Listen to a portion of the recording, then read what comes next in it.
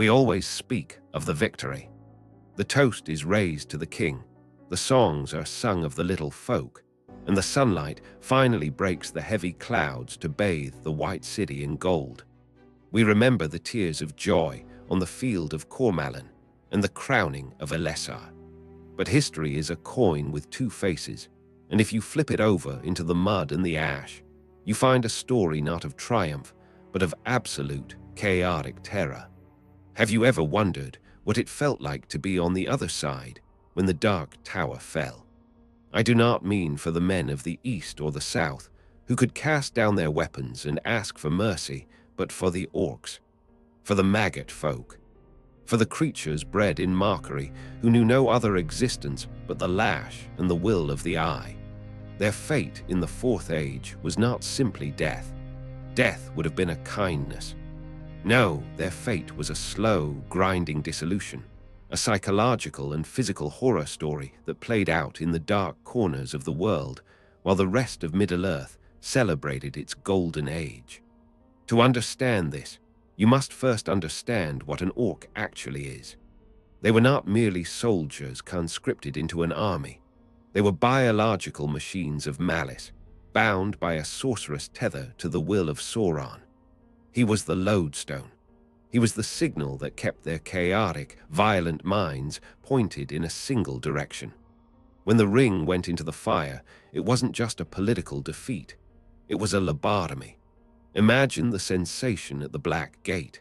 You are standing there, thousands strong, ready to crush the pathetic scrap of an army led by the heir of Isildur. You feel the power of your master pulsating in the back of your skull like a second heartbeat. It drives you. It gives you confidence. It overrides your natural fear of the sun and the steel. And then, in a fraction of a second, silence. The signal cuts out. The crushing weight of the will that has held your entire species together for an age simply vanishes. The sky above, once filled with the comforting smog of Mount Doom, clears. The great eye is blind. The tower, the anchor of your reality, crumbles into dust. Tolkien himself described this moment with chilling precision. He said the creatures of Sauron became like ants whose queen has been destroyed. They were purposeless. They were reeling. It was not just fear of the enemy that gripped them, but a sudden, violent realization of their own emptiness. Many cast themselves into the pits. Many just stood there, catatonic, waiting for the swords of Gondor to hew them down, because their brains could no longer process the command to fight or flee. They were puppets with their strings cut, collapsing into a heap of meat and iron. But not all of them died there, and this is where the true horror begins. The survivors, the ones whose survival instincts were primal enough to override the psychic shock, fled. They ran not like an army, but like vermin. They scattered into the hills, into the caves, anywhere the light of the sun could not reach them. And thus began the great hunt. We tend to romanticize King Aragorn. We see him as the benevolent healer, and he was. But a king must also be a cleaner. The Fourth Age began with a systematic extermination. Aragorn and Eomer did not simply go home and sit on their thrones. They rode out for years. The Knights of Gondor and the Riders of Rohan hunted the Orcs like sport. There was no parley. There was no reservation created for them to live out their days. The mandate was absolute annihilation. Imagine being an orc in those first few years. You are hiding in a damp cave in the White Mountains. You are starving because you have no supply lines, and orcs are ravenous creatures. You cannot go out by day because the sun burns your skin and weakens your limbs. By night you hear the horns of the Rohirrim. They are tracking you. You can hear the thunder of hooves. You are cut off from your kin. The tribes are broken, and worst of all, the hate remains. That is the tragedy of the orc. Sauron was gone, but the corruption he bred into their bones did not vanish. They still hated everything. They hated the trees, the water, the light, and most of all, they hated each other. Without the Dark Lord to force them to cooperate, the orcs turned on themselves with cannibalistic fury. In the dark tunnels beneath the earth, as the food ran out, the stronger ate the weaker. It was a nightmare of fratricide. They were trapped in a prison of their own biology. They could not farm. They could not build beautiful things. They could not create art to comfort themselves. They could only destroy, and having nothing left to destroy, they destroyed themselves. We have to look at the geography of their doom. Many fled east, toward the Sea of Rhûn, or south into the ashes of Mordor. But Mordor was no longer a sanctuary. The eruption of Orodruin had shattered the plateau of Gorgoroth. The agriculture of Nirn, once worked by human slaves, was liberated. The slaves were given the land. The orcs were the intruders now. They were hunted by the very humans they had once whipped. There is a profound irony in that. The oppressors became the fugitives in the very land they had built. And what of the psychological torture of the fading? This is a concept we see with the elves, but it applies to the darkness as well. The magic was leaving Middle-earth. The preservation that Sauron and the ring provided was gone. The orcs were creatures of that magic. Without it, they began to devolve. They became smaller, pettier, less organized. They lost the ability to forge great weapons or build massive fortresses. They became the goblins of folklore, the small, frightening things that snatched children in the night, rather than the soldiers who could sack cities. They were reduced from a geopolitical threat to a pest control problem. Think of the isolation. An orc lives a long time, perhaps centuries. Those who survived the War of the Ring carried the memory of the great days. They remembered the power of the Witch King. They remembered the size of the armies. Now they crouched in the wet dark, listening to the drip of water, gnawing on old bones, knowing that the world above belonged to the men, the strawheads, the filth they despised. They knew they had lost, not just a battle, but the war for existence. There is a fate worse than death, and it is the loss of relevance. It is the realization that you are a mistake that the universe is correcting. Tolkien wrote that orcs were perhaps elves, once tortured and ruined. If there was even a spark of that original soul left, buried deep beneath layers of malice, imagine the scream of that soul. Imagine being trapped in a body designed for hate, in a world that has turned to love and light. Every sunrise is an assault. Every song you hear from a distant village is a reminder of your exclusion. They became the bogeymen, the monsters under the bed, stripped of their dignity and their power. And they knew it. The orcs were not mindless beasts. They were intelligent. They had language. They had technology. They understood despair. So, the next time you picture the victory at the Black Gate, push your mind past the cheering soldiers. Follow the frantic, scuttling tracks of the survivors into the shadows. Picture the slow starvation. Picture the silence of a mind that once heard the voice of a god, now left with only its own chaotic thoughts. Picture the cold, the dark, and the waiting. Waiting for a sword that might never come, or worse, waiting for a slow death by time and decay in the roots of the mountains. The tragedy of the orc is that they were victims as much as they were villains. Victims of a dark god who used them up and threw them away, leaving them to suffer the long, agonizing hangover of evil. It is a grim tale, but the realms are unraveled not just by light, but by understanding the dark. We must see the whole picture. We must witness the end of all things, even the monsters. Light the beacons. Farewell. To believe the darkness ended simply because the king returned is to underestimate the resilience of weeds in a garden.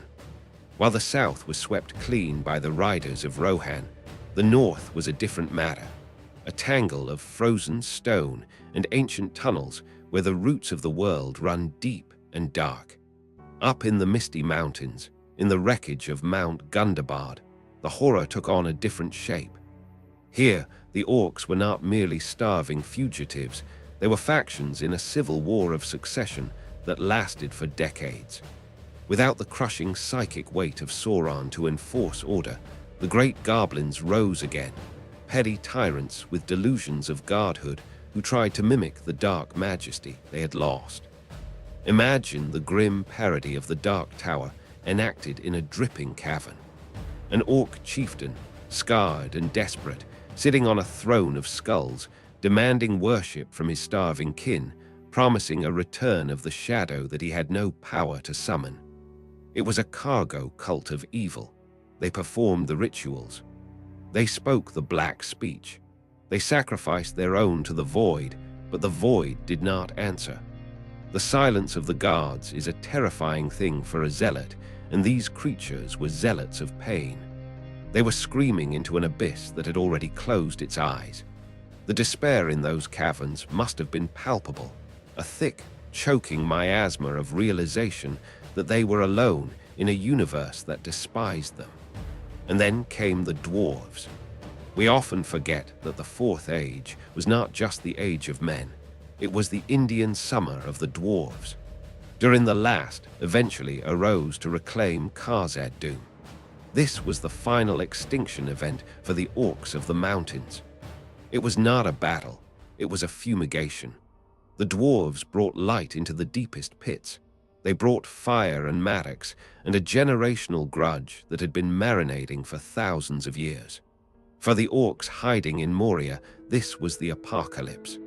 They were pushed deeper and deeper, down to the nameless depths where the world is gnawed by things older than Sauron. There, in the crushing dark, the last remnants of the armies that once threatened to swallow the world were squeezed out of existence, caught between the hammer of the dwarves and the unknowable horrors of the deep earth. But there is a more subtle horror to consider, one that lingers even when the bodies turn to dust. What happens to the spirit of a creature bred for hate? Tolkien hinted that some of the greater orcs, the captains and the high chieftains, were perhaps Maiar, minor spirits who had taken on raiments of flesh to serve Melkor in the beginning. If that is true, death for them was not an escape. When their bodies were hewn down by Anduril or Glamdring, their spirits did not go to the halls of Mandos. They were not granted the peace of the afterlife. They became impotent shadows, shapeless malignancies carried on the wind. They became the bad feeling you get when you walk into an old forest. They became the sudden chill in a warm room. They were reduced to spiritual pollution, haunting the places of their defeat, forever witnessing the beauty of a healed world they could not touch, could not mar, and could not leave. That is the ultimate punishment, to be a ghost of malice in a world of light, to watch the trees grow tall over the ruins of your fortresses, to hear the laughter of children in the valleys where you once marched. They dissolved into the folklore of Middle-earth, becoming the bedtime stories used to frighten naughty children, stripping them of their history, their culture of war, and their very reality. They were forgotten, and for a race that defined itself by its impact on the world, by its ability to instill fear, being forgotten is a fate far more terrifying than the sword. The shadow did not just break. It evaporated, leaving behind only the stain, a faint discoloration on the tapestry of time that we scrub at, but can never quite remove. Light the beacons. Farewell. There is yet a darker chapter to this dissolution, one written not in the black blood of the purebreds, but in the mixed veins of the half-orcs, those cruel experiments of Saruman that marched out of Isengard with the sun on their backs. When the White Wizard fell and his machinery was drowned, these creatures were left stranded between two worlds, too human to be fully accepted by the deep dark and too monstrous to ever walk among men. They were the wanderers of the waste, driven into the untamed wilds of Dunland and the dense forests of the Minhiraeth, living embodiments of a crime against nature. Picture their existence as the years ground on. They possessed the minds of men, capable of understanding their own wretchedness, capable of feeling the full weight of their exile. They were not mindless drones. They felt the cold sting of rejection with human acuity. They became the bandits, the highwaymen of the early Fourth Age, bitter and cruel, taking out their self-loathing on travelers until the king's law finally hunted them down one by one. But the true horror is not in the violence, but in the silence that followed. We must talk about the death of language. The black speech was a constructed tongue, a language of command and ritual, but the Orcs also had their own tribal dialects, a mishmash of stolen words and guttural sounds. As their societies collapsed, as they were reduced to scattered families hiding in the roots of the world, they lost the ability to speak. Language requires community.